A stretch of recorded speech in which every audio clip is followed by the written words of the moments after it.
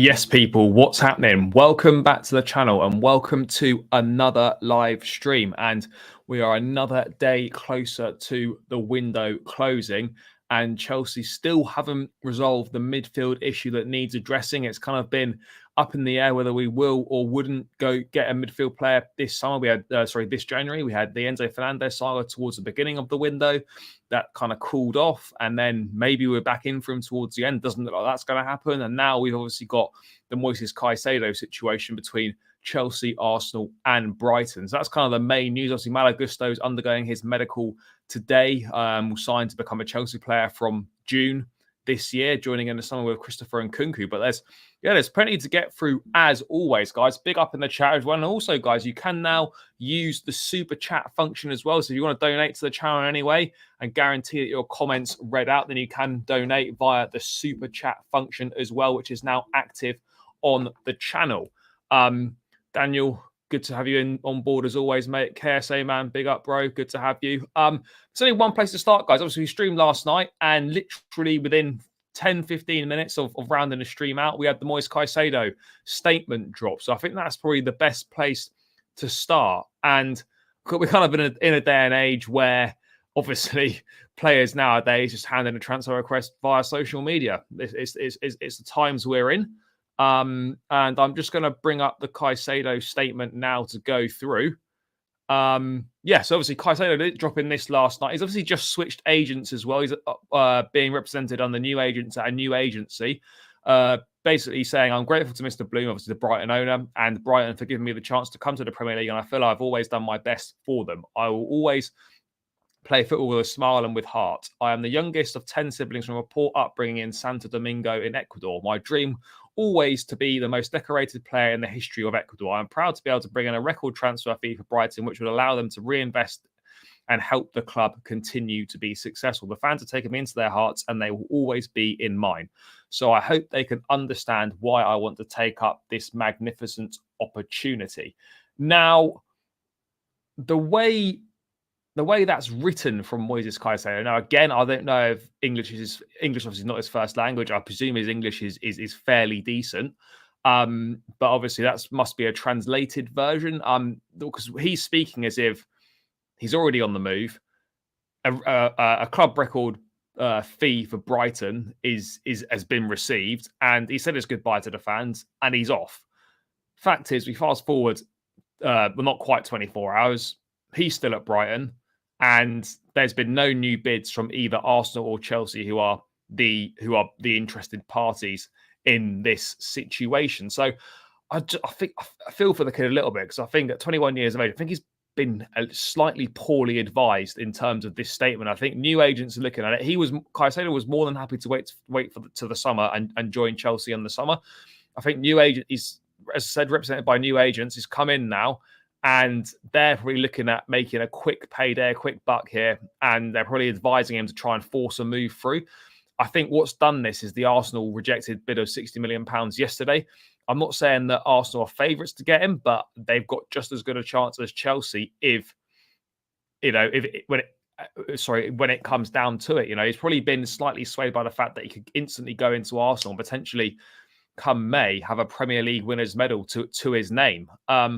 So I think that's what's tipped it over the edge, because at the point there was no one else really interested other than Chelsea. It seemed like if Chelsea were going to put the £75 million on the table that Brighton wanted for Caicedo, then that would have been quite simple to get a deal done. I think the interest from Arsenal seems to have potentially tipped him over the edge in terms of handing a transfer request, putting this statement out. But yeah, the way it's worded, if you drop that statement and then a day later you're still at Brighton and no bids have gone in from either club, you look a little bit stupid. And you can argue like, oh, what, players shouldn't do like this, it's disrespectful. Oh, you don't want characters like that coming to the club. At the end of the day, these guys are employees. Like, he feels that it's too good an opportunity to miss out on. He wants to force it through. I get it. I can understand why, the parent club would be pissed off, Brighton in this instance, because you don't want your players behaving like that. But ultimately, Brighton know that Caicedo has developed into a very good player. They picked him up for €5 million. They're going to sell him for a hefty profit. And they know he's going to go. They just don't want to lose him now. They'd rather wait until the summer. They know he's going, but I don't really know what happens with Caicedo from here. I'm honestly sad to see Enzo not coming to us, and this means we will not get him in the summer transfer window. Look, the Enzo thing was, look, it was. I think it was more opportunistic from Chelsea, trying to capitalise on an opportunity where no one else could afford him in January and try and get a deal done structured in our favour, which looks better on our books. Ultimately, it didn't particularly work out. I still think, that there's buy-in from the players' side. I've spoken to Ben Jacobs about this several times. He's still, Enzo is still wants to join Chelsea. He's happy to come to Chelsea. It's just obviously Benfica insisting, and Rui Costa and whatnot on the Benfica board insisting that, it's 120 million euros release clause or he's not coming. So we know what the stipulations are. If we could afford to pay all, or if we thought it was viable to pay all the money up front, we would have done it because we're clearly interested in the player and we clearly want the player. We would have done that if we could do it. We would have done it by now. So I think the Enzo thing is definitely dead. But at the same time, it's never say never. Under Todd Boehly and this consortium, you just think, you're looking at it and you think, like, we could do something special. Something could be brewing over the weekend, but we'd have to get a massive move on with it because the window shuts 11 p.m. I think Tuesday night. Is it 11 p.m. Tuesday night or is it 11 p.m. Wednesday? When does the window shut, guys? Guys in the chat, help me out. Does the window shut Tuesday night or does it shut Wednesday night? I think it's Tuesday at 11, but if someone could double check, that would be fantastic. Yeah, the Enzo thing obviously not going to happen. Caicedo is like is obviously a plan B, a very good plan B. Knows the Premier League's worked with Graham Potter before.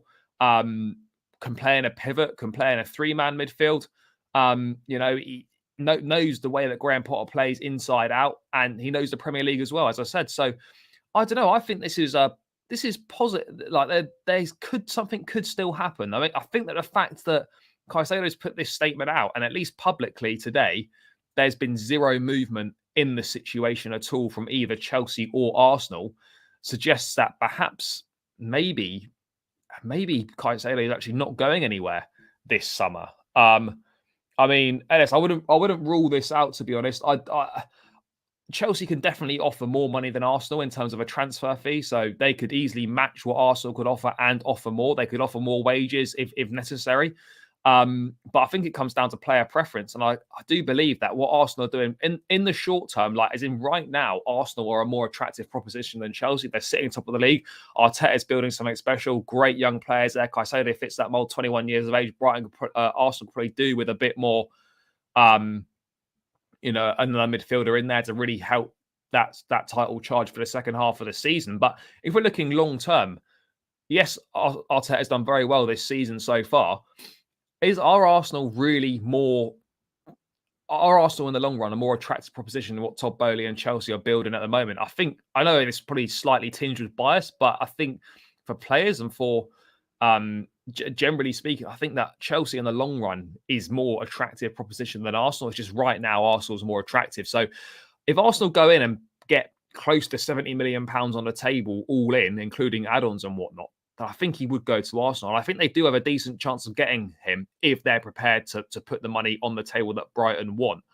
KSA, man, where's this news come from? I've not seen that's been the case. I mean, obviously, if you could tell me where you've seen that, then we can kind of bring it up on screen and discuss it. But I've not seen that situation at all in terms of Arsenal returning with a second bid. I don't think that's happened yet. But yeah, in terms of obviously the latest on Kai said, Mail Sport. I mean, I don't know how accurate that is. I'm not discrediting the journalists that have written that by any accounts, but there's been from sort of the big sources, Ornstein, Fabrizio, there's been nothing on a second bid from Arsenal yet. So I mean, maybe it's going in. Let's wait and see. But obviously, David Ornstein reporting this morning that as a result of kind of the statement yesterday and his mindset as well, that obviously Moises Caicedo will not attend Brighton training at 11 o'clock. That was this morning. He's not going to feature against Liverpool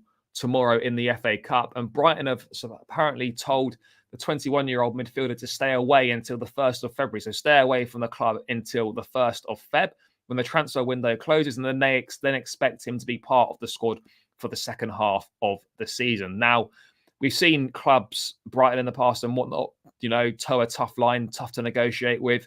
And they want to keep him. They want him as part of the plans, but it becomes very difficult when you've got a player that wants out to then get over that disappointment and expect them to just pick up where they left off and perform fine for the rest of the season. You look at it and you think, well, how is he going to be accepted back into the dressing room after what he's done? Is it going to upset the dressing room? Is it going to upset the feeling that Brighton have got going on there? What does De Zerbi think of the situation? There's a lot of things that you have to consider in these situations. In like how has that upset the dressing room? Will his teammates welcome him back in open arms? He'll have to apologise to the group. All these things, and I think he's been badly advised.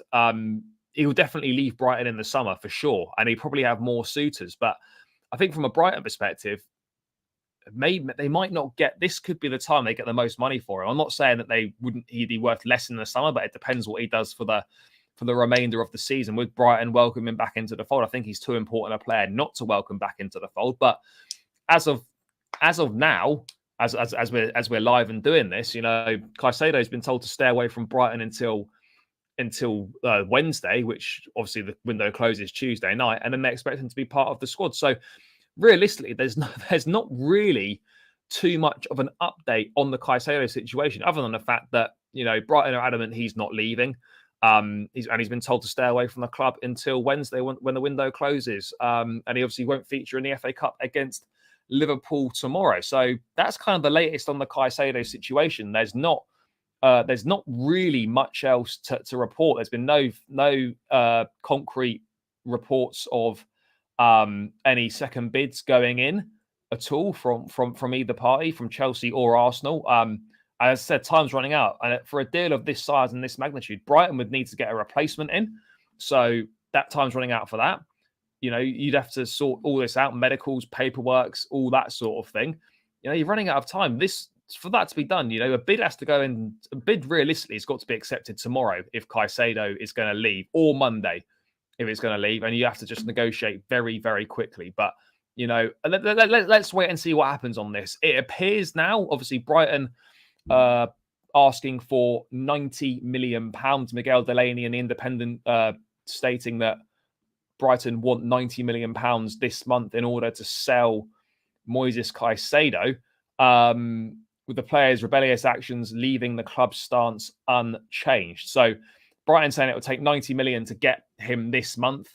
Let's wait and see what move Chelsea or Arsenal play next. But as it stands, it looks like Moises Caicedo is going to stay at Brighton. But of course, it's a rapidly moving situation. Things could easily change in the coming hours. So let's wait and see what happens on that. But right now, it appears that Caicedo is most likely, as things stand now, probably going to be staying at Brighton. Let's get into this. When does Kante come back? Kante's been back out doing individual training on the grass at Cobham. Let's see what happens with his situation. I think they're aiming maybe towards the end of next month. I think the Spurs game is the last game of February. I think we play Spurs on the 26th away. That might be too soon from you. Probably looking end of Feb, start of March for a return for Kante. Offloading players, Havertz, Pulisic, Ziyech, that's going to be summer. Unless someone comes in. Pulisic can't go this month because he's injured still. The club won't sell Havertz this month either. And Ziyech, if £20 million comes in, or 20 million euros, about £17.5 million, then Chelsea would probably sell. But it looks like, Roma are interested in Hakim Ziyech, but it obviously depends on them offloading Nicolo Zaniolo. And as of yet, they haven't received a suitable offer to sell him. So, yeah, as it stands, I don't think there's going to be any outgoings this month at all. And it will be focusing on a pure, massive squad clear out in the summer, which is well overdue. Apparently, the price tag on Ziyech so little. It's not a lot of money, but to be honest, Ziyech is getting older now. I think he's either 29 or he's 30. He's not performed to increase his value since he's been here. So arguably, we signed him for in the mid 30s, about 35 million. He's not performed well on a consistent basis during his time here. So, yeah, we probably lost 10 to 12 million off what we bought him for. It's probably about right if we're being perfectly honest. Rahman guy on this one. It probably is. Yeah, quite possibly. I think that's going to be the situation now. But let's throw it forward. Malo, the Lyon right back, is now obviously that was all agreed last night. 30 million euros fee plus 10 million in add-ons, performance-related add-ons. We don't really know what those add-ons are, but it'll be to do with team performances or whatever it is.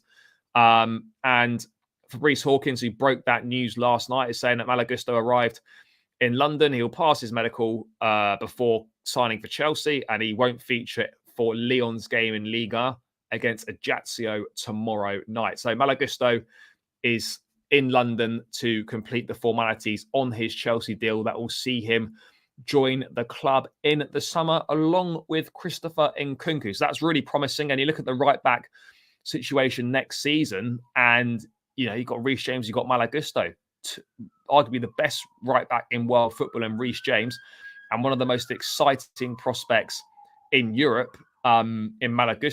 And yeah, it's exciting times. Look, it would have been great to have him now, but I think with the fact we're not really playing for anything this season other than the Champions League potentially, which, let's be honest, we're probably not going to win.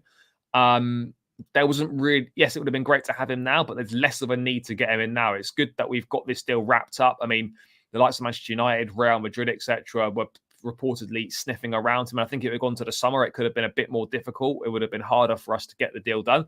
And yes, we would have liked him now, but the fact we've got him locked in, he'll continue playing regular first-team football at Lyon at a high level for the rest of the season. And he'll be here in June. He'll have the whole pre-season and he'll be ready to hit the ground running next year. So it's great to see us, getting deals wrapped up early for next season. And we've now locked down, we've sorted a right back position. And you look at the options we've got at the back now going forwards next season. I mean, you got quite right, Dan. There'll be no more Aspie next season. I expect Azpilicueta to move on at the end of this current season. But you look at the defensive options we're going to have. On that right back, on that right-hand side, you're going to have Reece James and Gusto. Centre-backs, we're going to have Thiago Silva, Fofana, Koulibaly, Badiashile, Chalobah, Colwell when he comes back from loan as well. I suspect we're probably going to have to sell a centre-back. It looks like we're predominantly going to be playing with a back four. 6 centre-backs when you're playing a back four is probably one too many. So I would expect one of those centre-halves to leave. It's going to be probably Koulibaly, you'd have to argue. I know he only came in the summer. He's not done that well. He's probably the one that could be most at risk here. Badiashile's come in, played 2 games and outed him from the team. So, yeah, I think there's probably one centre-back that's more than likely going to be moving on. Then you move to that left-hand side, you've got Chilwell and Cucurella. So those defensive options looking ahead to next season, I know we've still got the second half of the season to play, but you throw it forward and those defensive options we've got at the club are looking very, very good. So I think this is a great deal because under the old regime, that Lyon wanting to keep the player for the rest of the season on loan, we wouldn't have accepted that, and we probably would have gone and spent like 50 million euros on Dumfries. So, the fact that we're so much more efficient, we're so much more shrewd, we're ahead of the game in the transfer market under these new owners, it's fantastic to see, and it really is a huge, huge breath of fresh air on this one. I wouldn't buy Caicedo for 90 mil. Yeah, no, definitely not. No chance. They won't get 90 million pounds for him. They know that. They're just using it as a fending off tactic to scare bidders away. They want to keep him. They know full well in the summer.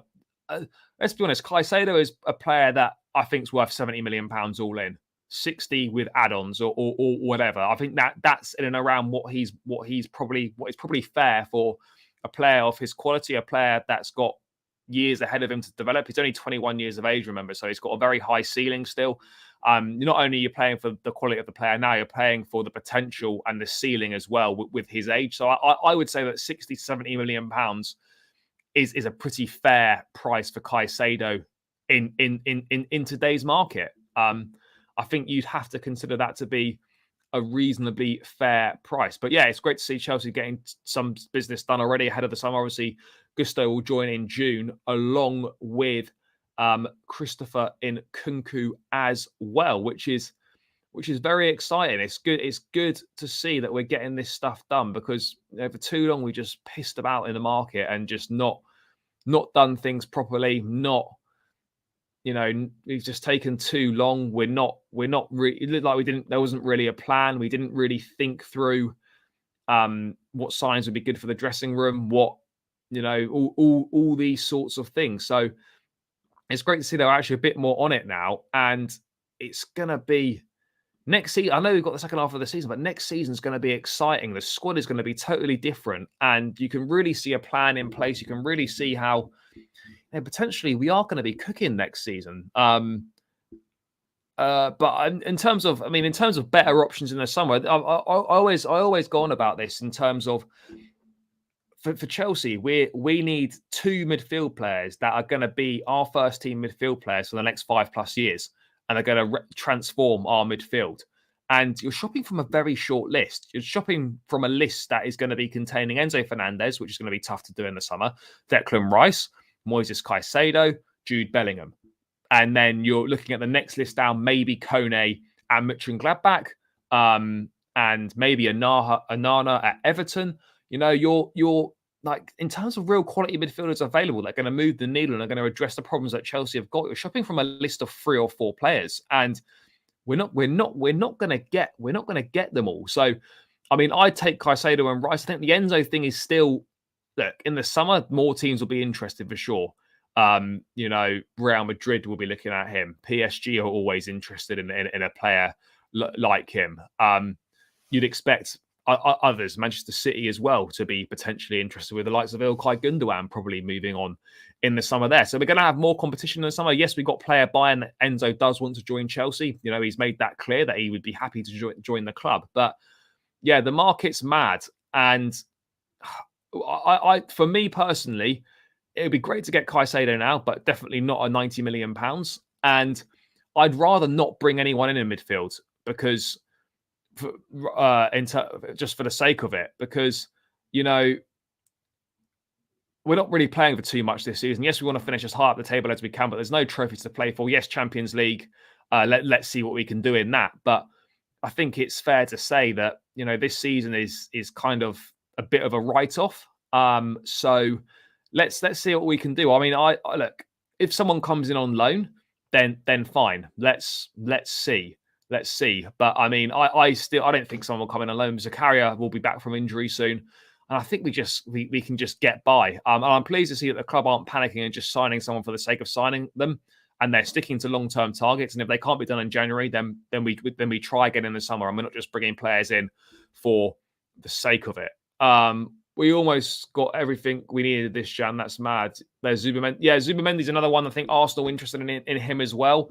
There's a release clause in his contract. I'm not actually sure how much the release clause is. I could be wrong here. I think it's around 80 million euros, or it could be 60 million euros. One of those two. I think it's around that mark. But again, Arsenal interested in Zubamendi. They'll be interested from the likes of Barcelona, possibly Real Madrid as well. But yeah, definitely one that I'm sure is on the list at Chelsea. And let's kind of see what happens with that. But under no illusions, we need to bring 2 midfield players in the summer to revamp the midfield, because Kante, whether he signs a new contract or not, is going to be more of a rotation option given his age, given the way that his body seems to constantly let him down. Jorginho is out the door in the summer. Kovacic will be entering the final year of his contract in the summer as well. I don't think there's been talks of a new contract for him as of yet. There have been rumours that potentially he'd be looking for a new challenge. And then you're looking at, Loftus-Cheek, Conor Gallagher. One of those two is probably going to go. We're going to need 2 midfield players. And depending on who goes, we could even need 3. So, there's a lot of shopping to do in midfield. Obviously, maybe 2 starters and 1 rotation option. Maybe Caicedo, Rice, and someone like a Kone from Mönchengladbach or a Zubamendi. But yeah, we're going to need at least 2. We need 2 midfield players minimum. 44 million. I've read. That's low for someone that, again, and he's Zubamendi. Haven't watched an awful lot of him. By all accounts, he's done well in La Liga. For Sociedad, there'll be, if he finishes the season well, there'll be more suitors for him in the summer. So let's wait and see what happens with that. I'm sure Chelsea are across that situation, but in terms of the January window we've had so far, it's been phenomenal to do that much business in January. We've bought 7 signings in, one's for the future in Andre Santos and Datro Fofana. We've bought Badia Shielding, who looks like a great player. We've bought in João Felix on loan, who looked great in the 60 minutes before the red card, which was annoying, but that's sometimes the way it goes. We've obviously bought in, I can't even think who else we bought in. Madueke, Mudryk as well.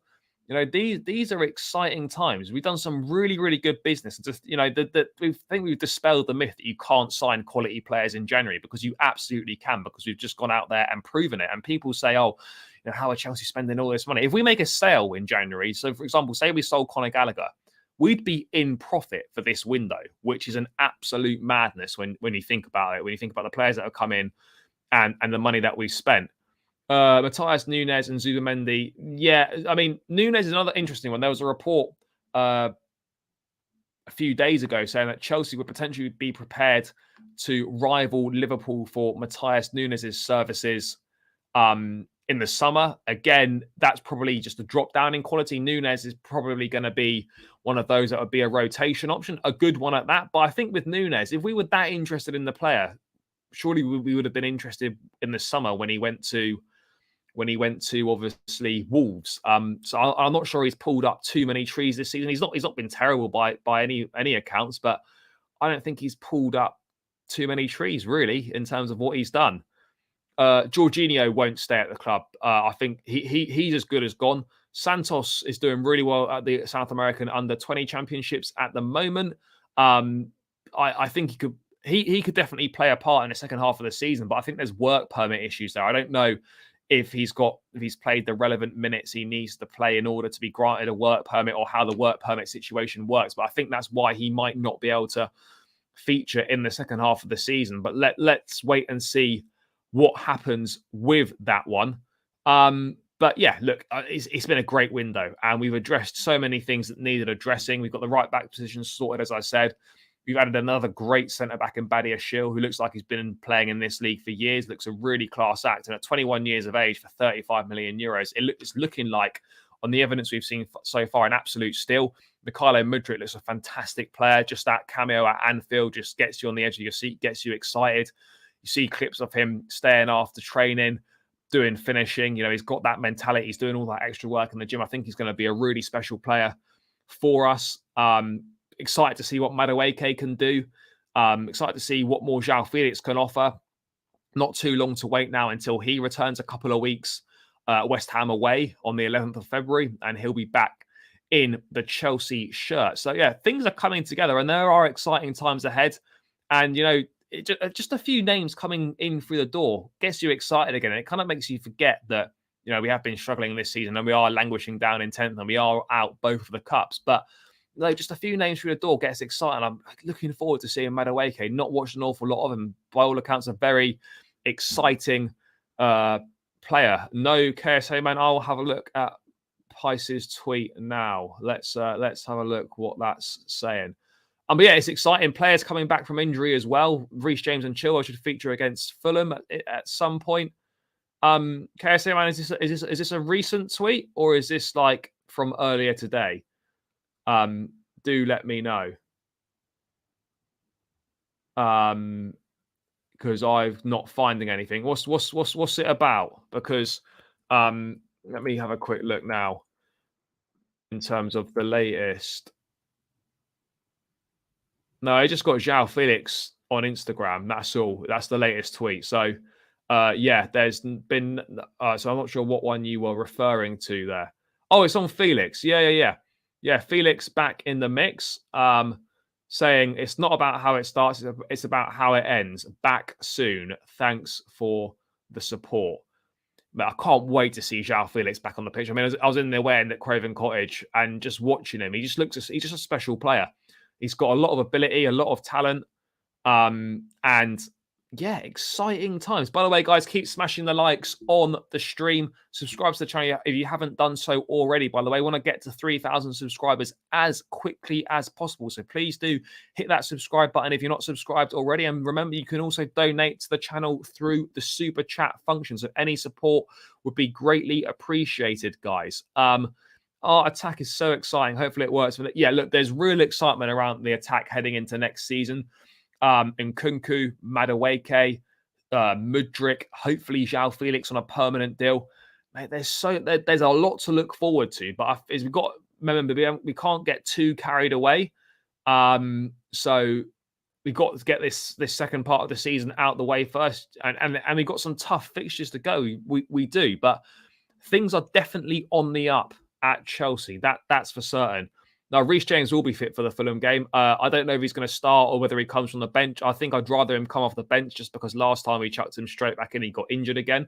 So let's see what the situation is there. But yeah, James and Chilwell will be back. Fofana's nearing a return as well.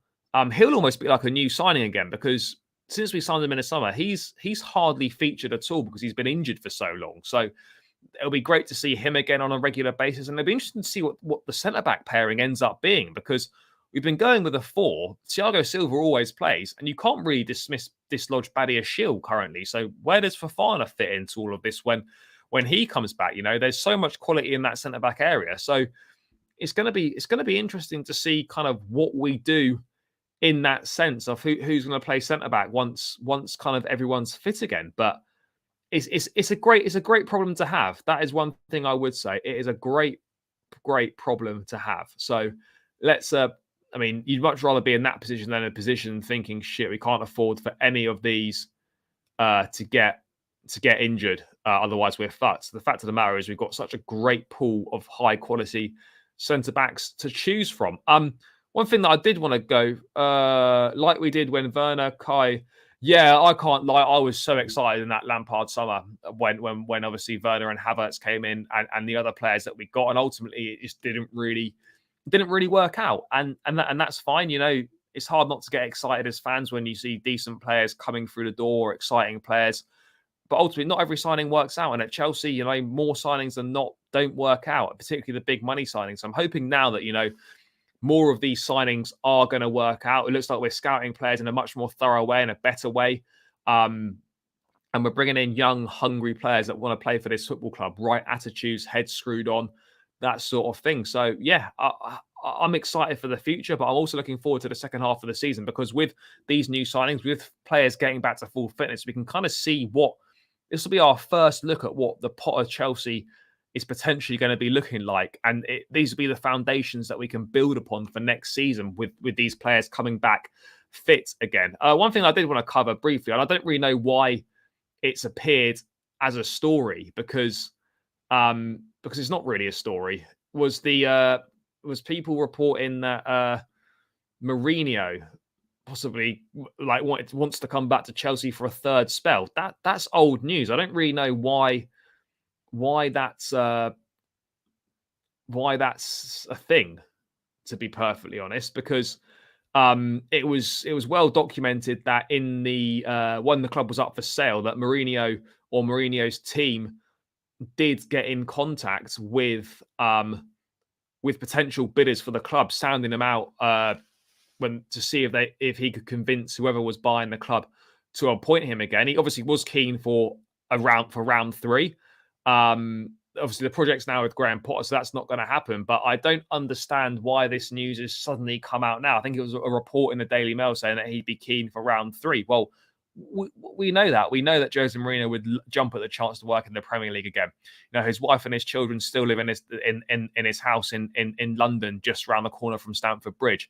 He's made no desire he's made no desire of the fact that, you know, he wants to manage in the Premier League again. He'd jump at the chance to come back at Chelsea. But this is a bit of a nothing story. I'm not quite sure why it's appeared. Yes, you know, we all loved Jose when he first came in. He revolutionised the club. He revolutionised English football with some of the stuff he did. That first season, 95 points in the debut season, 15 goals conceded across a whole season. I don't know if that record will ever be beaten. It's an utter madness that we managed to go only let 15 goals in all season, only 1 defeat all season as well that year. And he's done phenomenal stuff. And, you know, he's obviously the first Roma manager to win a European trophy. So, you know, he's still got it. And I still think he'd be good at the top level. And like the nostalgic part of me would love to see it again. But I think we kind of have to move on from these things and we have to look towards the future. And yes, it's got very much got a feel about it. This new owners coming in, big spending spree, very much like when Mourinho first came with the Abramovich money being spent. So there are kind of parallels here, and it probably would work out. But ultimately, this is just an old story. I'm not too sure why it reappeared. But I mean, a Jose round 3, who would say no to that? Really, I mean, it's hard not to. I mean, heart says yes, but when you think about it logically, it is, to be honest, it's a bit of a no goer if we're honest with ourselves. But let's see what happens. A little bit of an update on Malo Gusto from Fabrizio. So let's just quickly bring that up. Guys, by the way, if you've got any questions in the chat about anything Chelsea related or football related, do pop them in there and I will get through them.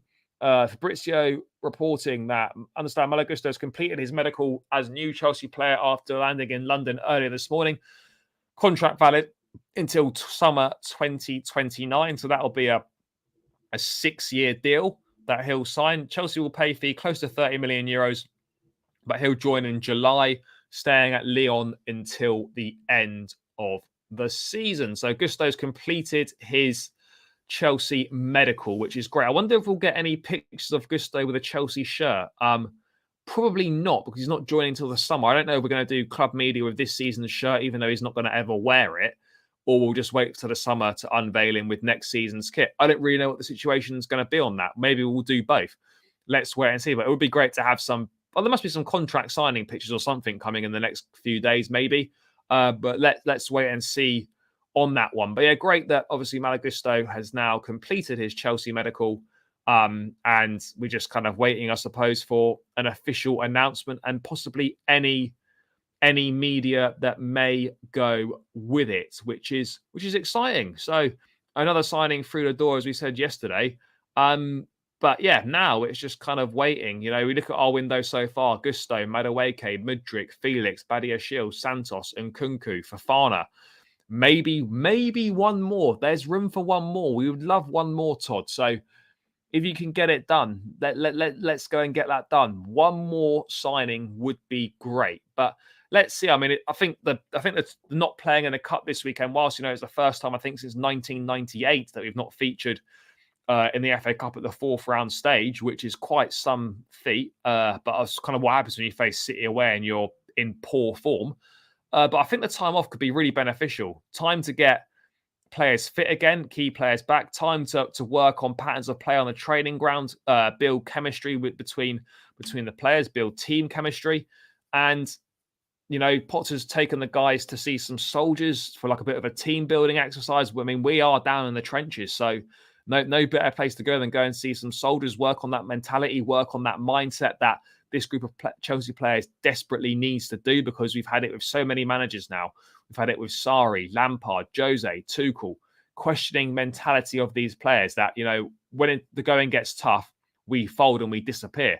We don't want those weak mentalities in the squad. So team building exercises like that, working on mindset and whatnot, can only be seen as a positive. And I think this 2 weeks of Potter will be great. Obviously, we look ahead to the Fulham game on Friday, which I'll obviously preview later on next week. But yeah, look, I think there's exciting times ahead, and there's a big second half of the season to be had. And as I said before, this second half of the season is really important. Whilst we might not make top 4, let's finish as high at the table we can and lay solid foundations that we can build on for next season, because that for me is really important. I think next season's work almost starts now. We just got to go out there and we just got to get it done, try and get the results on the pitch. I think now that Potter's been backed in this January window, now he has to start delivering results. I'm 100% behind the gaffer, but there's also a realization that he has to start picking up positive results, and he needs to start picking up positive results quickly. We had the 2 good results, the win against Palace and the draw at Anfield, before we face Fulham again. It'd be strange playing Fulham again, because we get so soon after playing them at Craven Cottage in that rearranged fixture. But these are games that we've got to win. So yeah, we've got to start picking up some results, stringing some results together. But yeah, lots to look forward to. I think, to be honest, I don't think there's any more news. So unless any guys in the chat have got any questions about anything at all, then I'll probably round this one out. But just bringing you a quick update, really, on the transfer situations, guys. Yeah, I will be back again tomorrow. Think I'm gonna have Pice joining the show, which is always great fun.